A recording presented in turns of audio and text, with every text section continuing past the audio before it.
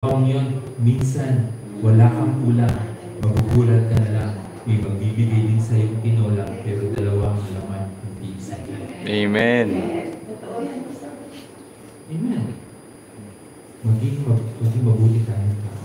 Kasi again, nag-desisyon na kayong i-follow ang Panginoon at makita yung Savior. Ang Panginoon Diyos hindi yung naging madama. Kasi ninyo, yung meron 5,000 mga kalakihan, hindi pa kabilang yung mga bata, tinakain niya. Merong lang isang bata na may dalang isda at tinakain. Ano nangyari pagkatapos niya?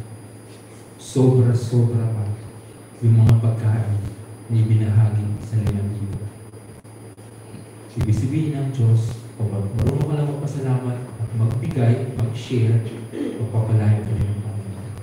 Amen. Okay? Give your fair share of loving others. Pangatlo, obey God's commandments without reservation. Ano ba yun? Sundin mo daw yung dalawang bahagi o utos ng Panginoon nang wala kang... Ano yung reservation sa Tagalog? Alinlangan. Pagdadalawang isip o alinlangan ba? O magdadahilan ka. Hindi ako makatulong kasi ito lang yung pera ko. Alam mo yan? Hindi mo magawang sumunod na ibigin ng iyong kapwa. Hindi mo magawang sumunod na ibigin ng Panginoon dahil meron kang laging dinadahilan sa sarili mo. Hindi ko magawang magsimba kasi busy ako.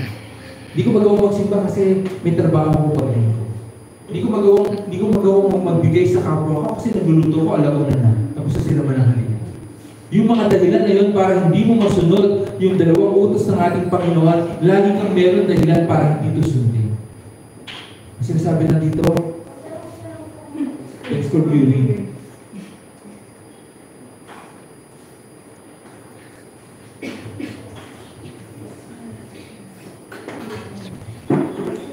Sinasabi lang dito mga kapatid, ay obey God's commandment without reservation. Gawin mo lang. Mahalin mo ang ating Panginoon, gawin mo lang. Mahalin mo ang iyong kapwa, gawin mo lang. Huwag ka muna mag-iisip ng anything na nahahadlang dun sa pagnanais mong mahalin ng Diyos at mahalin ng iyong kapwa. Hindi ko magawa na ganun na pagsilbihan ng Panginoon kasi. Hindi ko magawa na mahalin ang aking kapwa kasi. Hindi mo pag nagagawa, marami ka ng mga dahilan sa buhay mo kung bakit mo ito magawa. Hindi ako makapagsimba, masakit kasi balakang ko noong linggo. Nung nakaraang linggo, yung kabilang balakang ko naman. Hindi ako makapagsimba kasi masakit ang paa ko. Yung kanan. Tapos yung sumunod, yung kaliwa naman.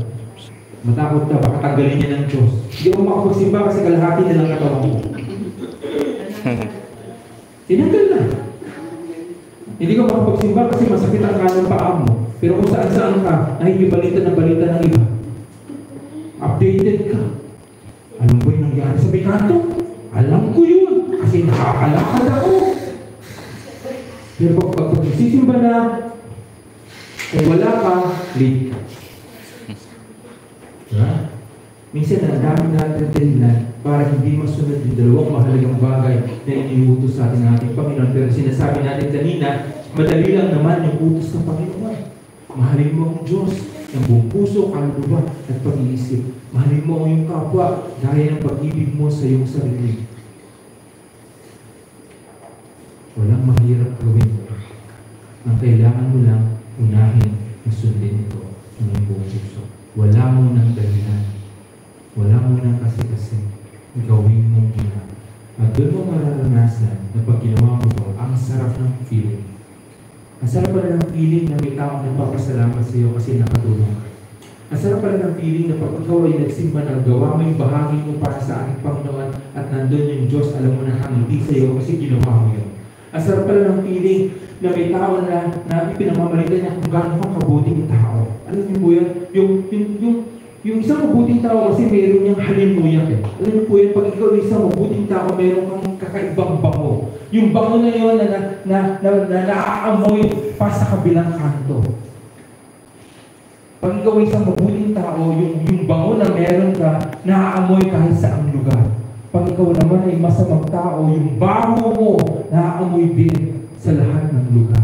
So ano gusto mong maamoy sa'yo? Yung bango mo dahil sa mabuti kang tao o yung baho mo